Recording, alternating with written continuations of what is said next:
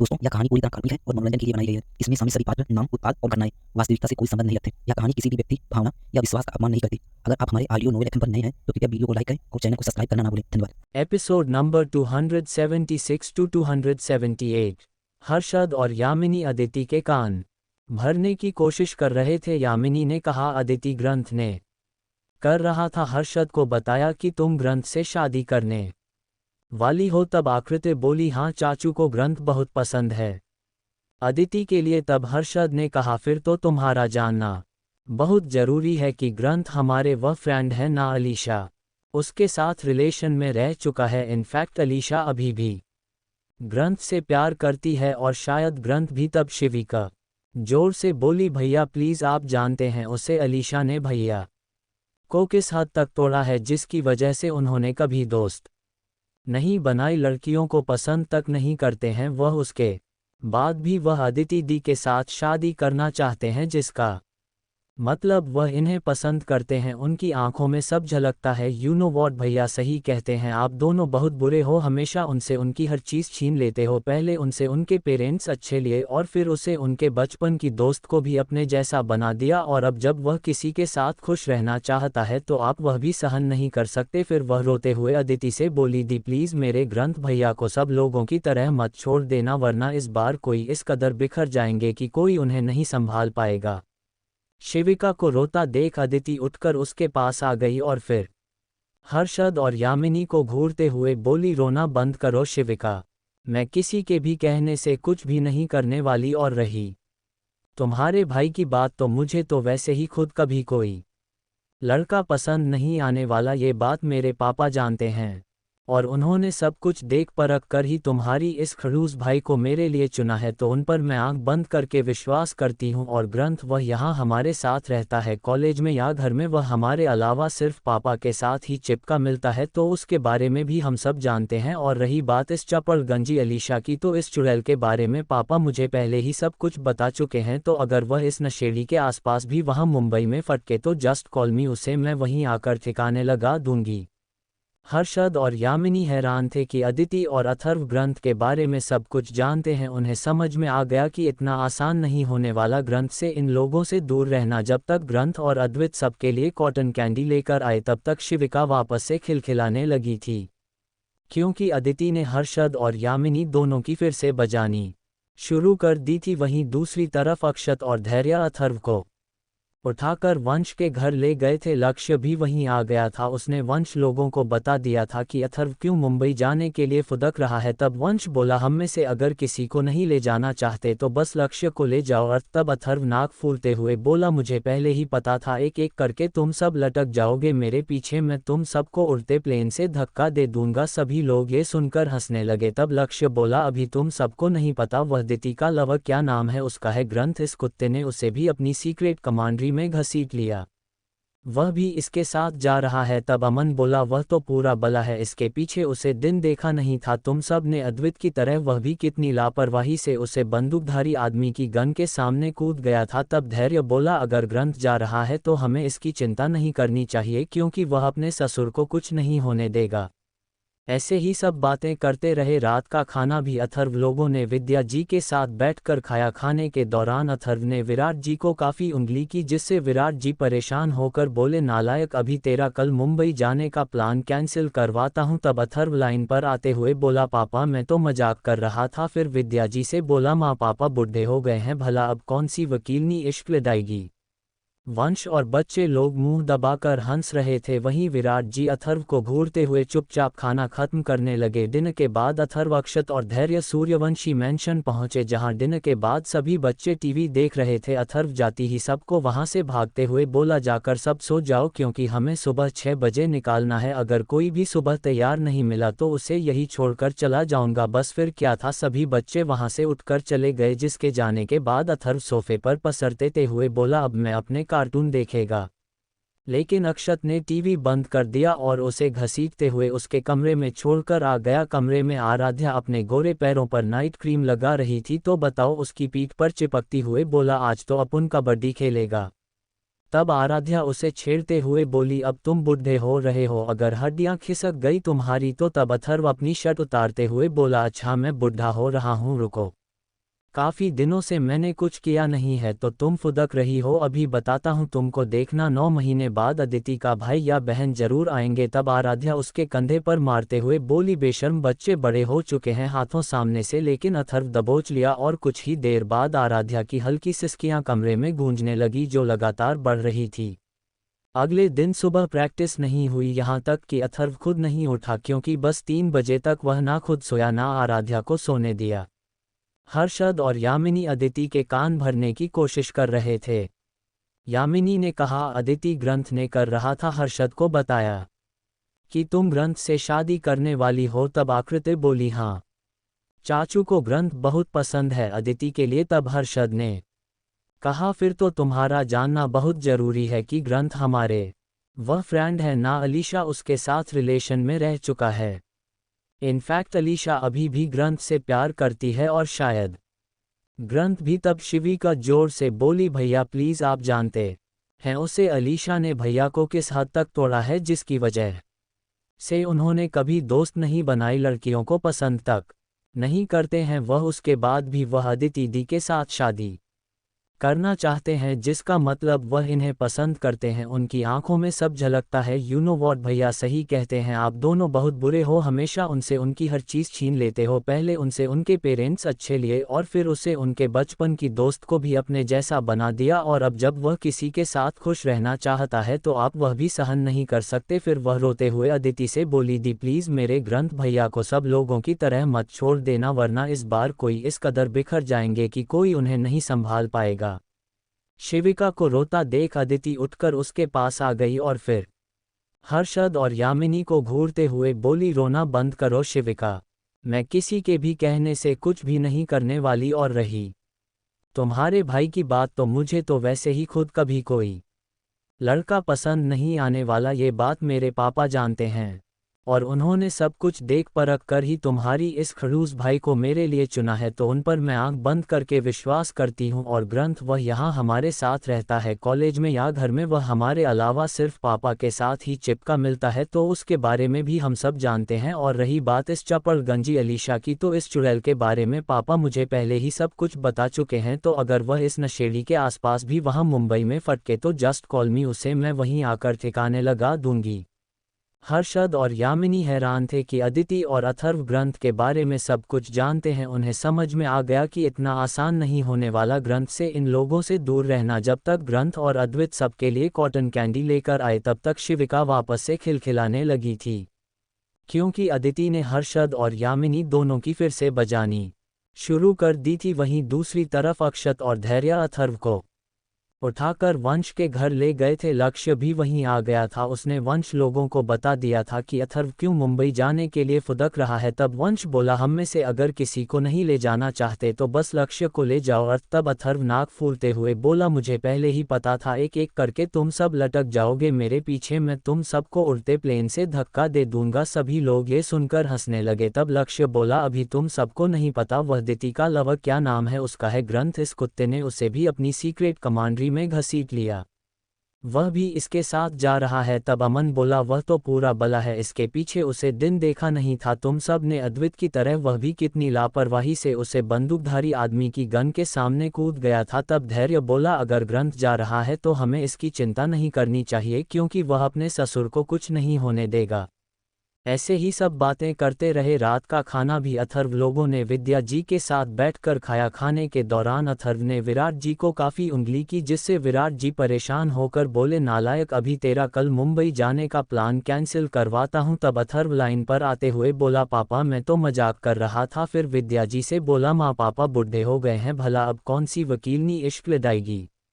वंश और बच्चे लोग मुंह दबाकर हंस रहे थे। वहीं विराट जी अथर्व को घूरते हुए चुपचाप खाना खत्म करने लगे। डिनर के बाद अथर्व, अक्षत और धैर्य सूर्यवंशी मैंशन पहुंचे, जहां डिनर के बाद सभी बच्चे टीवी देख रहे थे। अथर्व जाती ही सबको वहां से भागते हुए बोला, जाकर सब सो जाओ, क्योंकि हमें सुबह 6 बजे निकालना है। अगर कोई भी सुबह तैयार नहीं मिला तो उसे यही छोड़कर चला जाऊंगा। बस फिर क्या था, सभी बच्चे वहां से उठकर चले गए। जिसके जाने के बाद अथर्व सोफे पर पसरते हुए बोला, अब मैं अपने कार्टून देखेगा। लेकिन अक्षत ने टीवी बंद कर दिया और उसे घसीटते हुए उसके कमरे में छोड़कर आ गया। कमरे में आराध्या अपने गोरे पैरों पर नाइट क्रीम लगा रही थी। तो बताओ, उसकी पीठ पर चिपकती हुए बोला, आज तो अपन कबड्डी खेलेगा। तब आराध्या उसे छेड़ते हुए बोली, अब तुम बूढ़े हो रहे हो, अगर हड्डियां खिसक गई तुम्हारी तो। तब अथर्व अपनी शर्ट उतारते हुए बोला, अच्छा मैं बूढ़ा हो रहा हूँ, रुको, काफी दिनों से मैंने कुछ किया नहीं है तो तुम फुदक रही हो। अभी बताता हूँ तुमको, देखना 9 महीने बाद अदिति का भाई या बहन जरूर आएंगे। तब आराध्या उसके कंधे पर मारते हुए बोली, बेशर्म, बच्चे बड़े हो चुके हैं, हाथों सामने से। लेकिन अथर्व दबोच लिया और कुछ ही देर बाद आराध्या की हल्की सिसकियां कमरे में गूंजने लगी जो लगातार बढ़ रही थी। अगले दिन सुबह प्रैक्टिस नहीं हुई, यहाँ तक कि अथर्व खुद नहीं उठा, क्योंकि बस 3 बजे तक वह ना खुद सोया ना आराध्या को सोने दिया। अथर्व पार्थिव को वहां से ले गया था। अथर्व वंश लोग पार्थिव को बीच में खड़ा करके उसे आंखों से ही स्कैन कर रहे थे। तब अथर्व पार्थिव से बोल, ड्रिंक करते हो? तब पार्थिव ने ना में सर हिलाया। फिर अक्षत बोला, सिगरेट, बीड़ी, तंबाकू या फिर किसी और तरह का नशा? पार्थिव ने दोबारा ना में गर्दन हिलाई। तब अमन बोल, किया से सच में प्यार करते हो ना? इस बार पार्थिव ने हाँ में गर्दन हिलाई और कहा, ऋषभ और अव्यान मेरा इंटरव्यू पहले ही ले चुके हैं अंकल्स, जबकि वह मुझसे छोटे हैं। एक बार तो मुझे घर कर ही खड़े हो गए थे। हमारे रिलेशन के शुरुआती दिनों में कहीं उनको आप लोगों ने ही तो ट्रेनिंग नहीं दी है। तब अथर्व हंसते हुए बोला, मैं उनका लीडर हूँ, उन्होंने शुरुआत में ही मुझे सब कुछ बता दिया था। तुम्हारे और किया के बारे में मैंने ही उन्हें तुम्हें गिरने के लिए कहा था। अच्छा, अब जब प्यार करते हो तो निभाना भी। और मेरी परी को जरा भी परेशान किया तो देख लेना। अथर्व ने आखिरी बार सीरियस वे में कहा, जिससे पार्थिव मुस्कुराते हुए बोला, आप सच में बहुत क्यूट हो। पार्थिव का इंट्रो लेने के बाद अथर्व और बाकी सब उसके साथ नीचे पार्टी में आ गए। अथर्व अब ग्रंथ का वेट कर रहा था। पार्टी अब शुरू हो चुकी थी। राजपूत परिवार ग्रंथ के पीछे पीछे ही वहां पहुंचा था। हवेली के बाहर इतनी टाइट सिक्योरिटी देखकर वह सब हैरान थे। ग्रंथ शिविका को लेकर अंदर जा चुका था, उसके पीछे पीछे राजपूत परिवार भी अंदर चला आया। वहीं दूसरी तरफ गार्डन में जहां खाने पीने का इंतजाम था, वहां पर एक आदमी परेशानी से इधर उधर देख रहा था। उसे अंदाजा नहीं था कि हवेली की सिक्योरिटी इतनी ज्यादा टाइट होगी। वह वॉशरूम का बहाना करके सर्वेंट क्वार्टर में बाथरूम में गया और किसी को फोन मिलाने लगा। कुछ देर सिंह जाने के बाद दूसरी तरफ से फोन उठा लिया गया और वही बुजुर्ग आदमी अपनी भारी आवाज में बोला, हेलो, क्या तुमने इतनी जल्दी उस अथर्व को मार दिया? तब वह आदमी अपने चेहरे से पसीना पोंछते हुए बोला, मैं आपका काम नहीं कर सकता, यहाँ पर बहुत ज़्यादा टाइट सिक्योरिटी है, मेरे पास भगाने का रास्ता नहीं बचेगा और अगर मैं पकड़ा गया तो ये लोग मुझे मार देंगे। तब वह आदमी गुस्से में बोला, और अगर तुमने उसे नहीं मारा तो मैं तुम्हें और तुम्हारे पूरे परिवार को मौत के घाट उतार दूंगा। उसे आदमी की बात सुनकर वह आदमी बोला, आप ऐसा कैसे कर सकते हैं? मैंने इतनी साल आपके लिए काम किया है, क्या मेरी वफादारी का आप यह नाम देंगे मुझे? और इन लोगों ने अगर मुझे जिंदा पकड़ लिया तब क्या करूंगा मैं? तब वह आदमी बोला, देखा, कभी ना कभी तो तुझे मरना ही है। वैसे भी मैंने तुझे कई क्रिमिनल केस से बचाया है, वरना तो पूरी जिंदगी जेल में सड़ता। अब अगर तू चाहता है कि तेरी बीवी बच्चे आरामदायक जिंदगी गुजारे तो तुझे अपनी जान की कुर्बानी देनी होगी। बदले में मैं वादा करता हूँ, तेरे बच्चे मुंबई के सबसे अच्छे स्कूल में पढ़ाई करेंगे, तेरी बेटी बहुत बड़ी डॉक्टर बनेगी, उनका हर सपना साकार होगा, बस तुझे हमेशा के लिए सोना होगा। आगे तेरी मर्जी, मैं अपने इस काम के लिए किसी और को हायर कर लूँगा। फ़ोन कर चुका था। उसे आदमी की आंखों में आंसू आ गए। वह अपने बच्चों से बहुत प्यार करता था, इसलिए उसने अपने दिल को खड़ा किया और अपने फ़ोन से सिम कार्ड निकाल कर टॉयलेट में प्लस कर दिया और फ़ोन डस्टबिन में फेंक दिया। उसने मन ही मन ठान लिया था कि आज वह यहाँ से अपना काम करके ही जाएगा, भले ही उसे अपनी जान ही क्यों गंवानी पड़े। वही ग्रंथ जैसे ही हाल में आया, अथर्व ने उसे देख लिया। तभी अथर्व की नज़र पीछे आते राजपूत परिवार पर पड़ी। तभी अथर्व ग्रंथ के पास आया और कहा, क्या गजब देख रहा है ग्रंथ वह, लेकिन मुझसे काम ही लग रहे हो। तब शिविका ने अथर्व को नमस्ते किया तो अथर्व ने उसका सर प्यार से सहलाया और कहा, आओ तुम दोनों मेरे मन, पापा तुमसे मिलना चाहते हैं। अथर्व उन दोनों को अपने साथ ले गया। तभी आदित्य राजीव के पास आया और उनका वेलकम करने लगा। वही अथर्व विराट जी से बोल, पापा मीट्स माई बडी ग्रंथ राजपूत। ललित, पापा आप भी से स्कैन कर लीजिए, फिर मत कहना कि तू कोई कांड तो नहीं रच रहा, यह अद्भुत लोगों के साथ पढ़ाई करता है। अरे ये सारे खरबूजे हैं कहाँ अथर्व नहीं, सब जगह पार्टी में नजर मेरी तो देखा अद्वित या फिर कोई भी बालक वहां नहीं था। तभी आदित्य राजपूत परिवार के लोगों को भी वही ले आया और कहा आप सब लोग ग्रंथ की फैमिली से भी मिल लीजिए, यह है राजीव राजपूत ग्रंथ के तभी ग्रंथ अथर्व से बोला डिबी मैं अद्वित के रूम में जा रहा हूँ, वह सब वहीं पर है, शिवी तू भी अदिति के पास चली जा। इतना कहकर ग्रंथ सीढ़ियों की तरफ बढ़ गया। विराट जी और ललित जी ने अथर्व को घर कर देखा तो अथर्व हंसते हुए बोला मैं भी आता हूँ इन सब लड़कों को लेकर। इतना कहकर अथर्व भी भाग गया। राकेश ने राजीव को ऊपर से नीचे तक देखा। वहीं दूसरी तरफ अलीशा को देखकर अदिति लोग भी थोड़े चौंक गए। किया ने अलीशा को देखा तो मुस्कुराते हुए बोले दिति यह अलीशा है पार्थिव की बहन। तब अदिति बोली हेलो अलीशा। तभी अलीशा की नज़र अदिति की ड्रेस पर पड़ी तो वह हंसते हुए बोली अरे ये क्या तुमने लहंगे के नीचे जूते पहने हैं। तब अदिति उसे घूरते हुए बोली तो मेरी मर्जी और मैं दूसरों को अच्छा दिखाने के लिए नहीं खुद को कंफर्टेबल लगे के लिए पहनती हूँ। दी आपको जब नीचे बुलाएंगे तब हम लेने आ जाएंगे ठीक है। अदिति अलीशा को घूरते हुए वहां से चली गई। उसके पीछे बाकी की गैंग भी चली गई। तभी प्रिया जाते हुए बोली अलीशा दीदी आपने बहुत गलत पंगा ले लिया, बचकर रहना इस पार्टी में। प्रिया के जाने के बाद किया बोली अलीशा अदिति मेरी छोटी बहन है तो प्लीज़ अगर पार्टी के दौरान वह तुम्हारे साथ कोई मस्ती मजाक कर तो प्लीज़ बुरा मत मानना। अलीशा ने झूठी मुस्कान किया को दी और मन में बोली कितना नाटक करना पड़ता है इन सब के सामने अच्छा होने का। अगर मैं पार्थिव भैया की अडॉप्टेड बहन नहीं होती तब बताते कि आखिरी असली ननंद क्या होती है। फिलहाल तो मैं कुछ बोल नहीं सकती वरना मेरी मम्मी उर्फ मेरी माँ मुझे विदेश भेज देगी, लेकिन इस लड़की अदिति को मजा तो चखाना ही पड़ेगा। आज इसकी ग्रंथ के सामने इतनी बेइज्जती करूंगी कि बस वह जो इसकी तरफ अट्रैक्ट हो रहा है वह बंद हो जाएगा। अब पार्थिव भैया की शादी में मजा आएगा।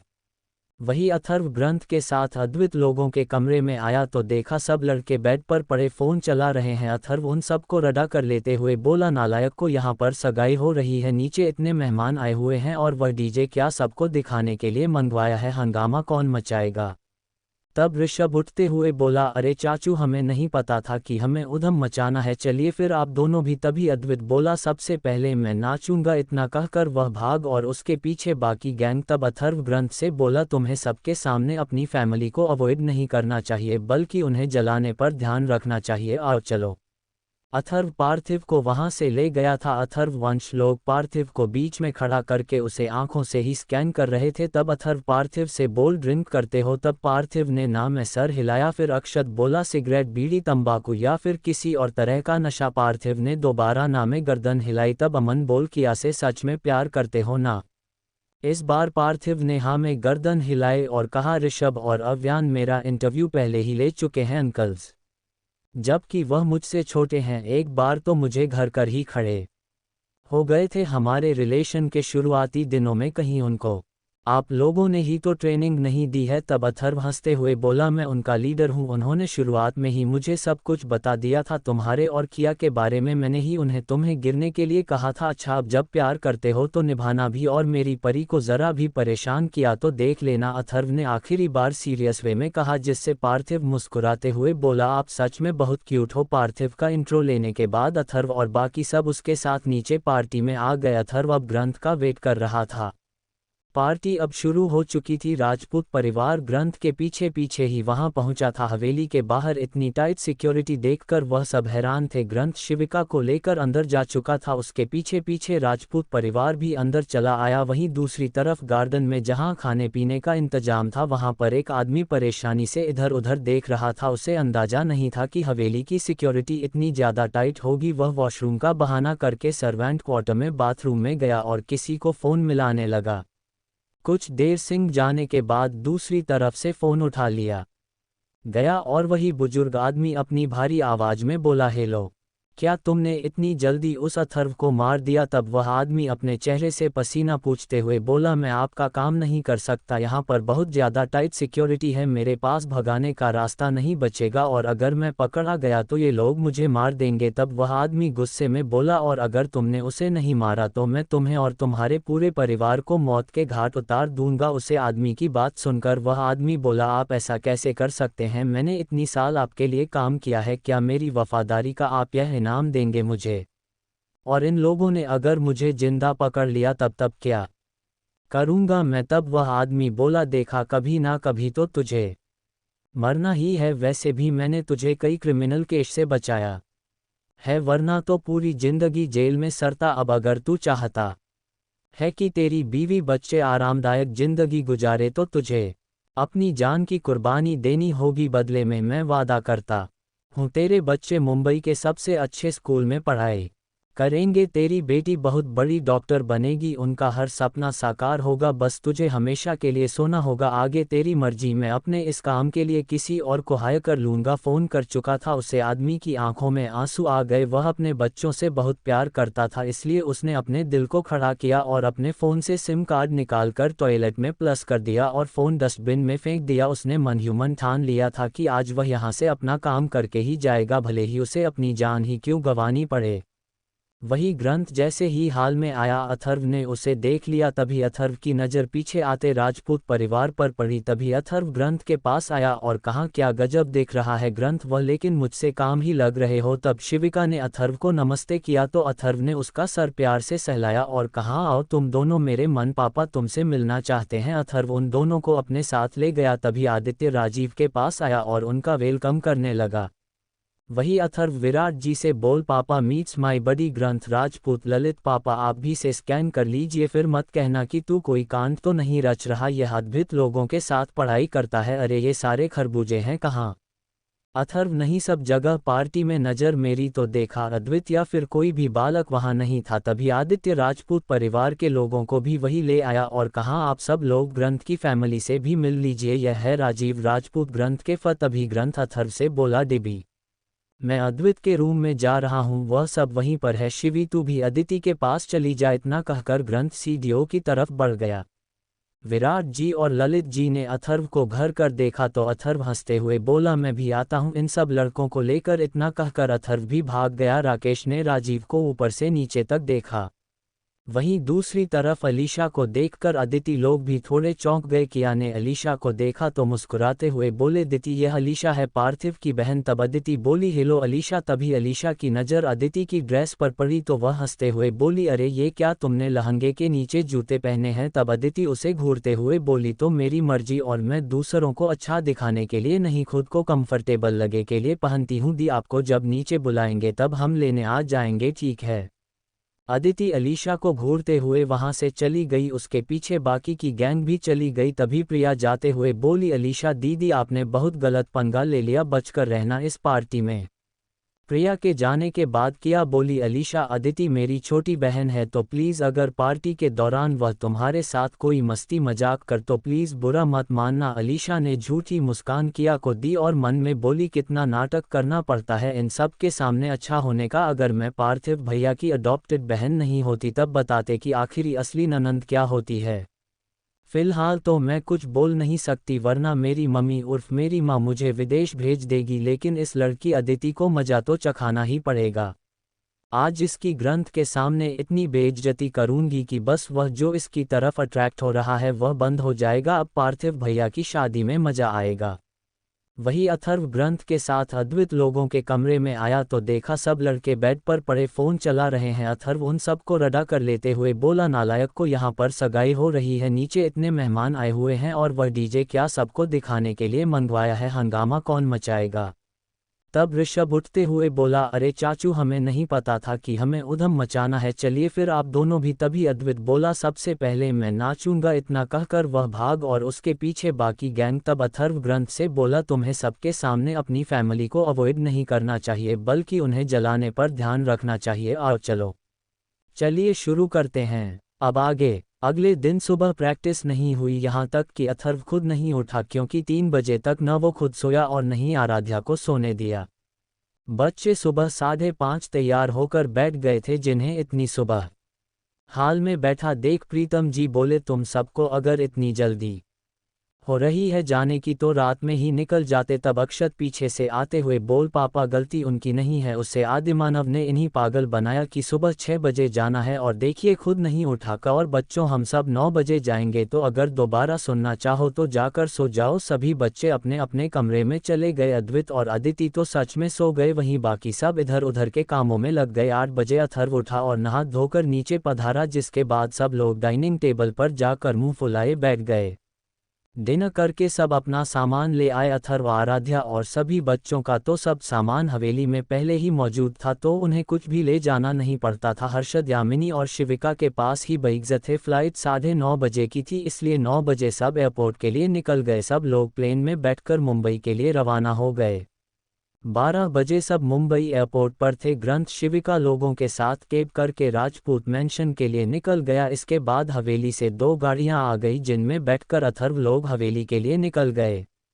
अद्वित का मन बेचैन था, जाने क्या सच निकलकर उनके सामने आए। वही अक्षत इन सब से अनजान था। 15 मिनट बाद सब लोग हवेली पहुंच गए। प्रियंका उछलते हुए अदिति से चिपक गई। हवेली में जितने लोग थे वह सब अथर्व से मिल रहे थे, बस रोहिणी ही सबसे दूर खड़ी थी, जिस पर अद्वित की नर्सरी जमी हुई थी। उसकी आंखों की तड़प सब बता रही थी कि वह अथर्व को गले लगाने के लिए कितना तड़प रही थी, लेकिन अथर्व मीनल जी से चिपका हुआ था। राकेश सोफे पर बैठा था, तो अदिति उनसे बोली, अब आप हॉट अटैक सहन करने के लिए रेडी है क्या? राकेश ने उसे घूर कर देखा, फिर वह अथर्व को देखने लगा। कुछ देर बाद सब ने लंच किया। अभी हवेली में सब लोग नहीं थे, खासकर आदित्य, वह आयुष, अखिल और रंजीत चारों कंपनी गए हुए थे। तो अथर्व ने सोचा जब सब हवेली में होंगे तभी वह सबके सामने बात करेगा। ऋषभ, अव्यान की अभी कॉलेज से लौट आए थे। ऋषभ अथर्व के सामने जाने से भी कतरा रहा था, इसलिए शाम तक वह सबको लेकर कमरे में ही घुस रहा।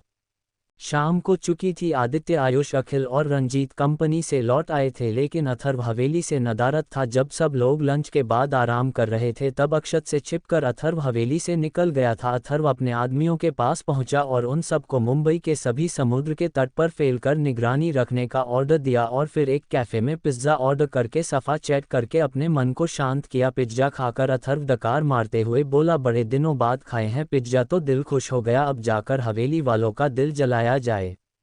वही राजपूत पेंशन में ग्रंथ को देखकर उसके ताई जी और दादाजी बहुत खुश हुए। चरण जी का घाव अब काफ़ी भर चुका था, इसलिए वह भी ऑफिस जाने लगे थे। शाम के समय जब ग्रंथ अपने दादाजी के पास हाल में बैठकर उनसे बातें कर रहा था, तभी उसका बाप राजीव चाचा और चरण जी लौट आए। ग्रंथ को देखकर चरण जी बहुत खुश हुए। अपने आप को देखकर ग्रंथ वहां से उठकर बाहर जाने लगा, तभी उसका चाचा अखिल बोल, ग्रंथ कहाँ जा रहे हो? हम तो अभी लौटे हैं, हमारे साथ भी बैठो भाई। ग्रंथ उसे एक लुक देकर वहां से बाहर चला गया, जैसे नज़रों से ही बता रहा हूं कि वह उनसे बात करने में इंटरेस्टेड नहीं है।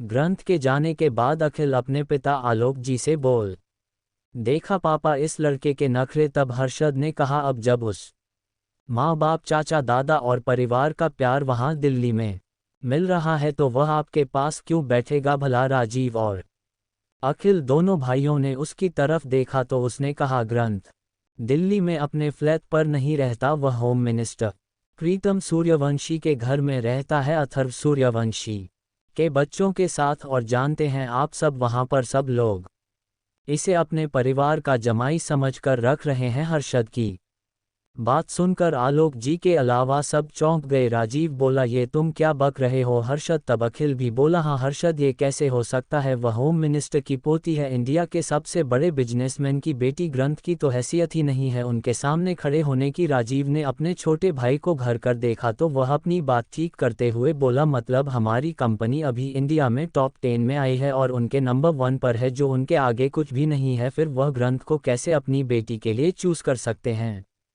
तब आलोक जी बोले, वह ग्रंथ को अपना जमाई के रूप में मुझसे मांग चुके हैं और उसकी खुशी के लिए मैंने अथर्व सूर्यवंशी को हाँ भी कर दिया है, तो इस पर सबको ज़्यादा हैरान होने की ज़रूरत नहीं है। इस बार सबके साथ राजीव भी चौंक गया। वह अपने पापा से बोला, आप बिना हमें बताए इतना बड़ा फैसला कैसे कर सकते हैं? पापा, आप जानते हैं ना, वह अथर्व सूर्यवंशी इस लड़के को अपने साथ रखेंगी, मतलब वह इसे घर जमाई बनाकर रखना चाहता है।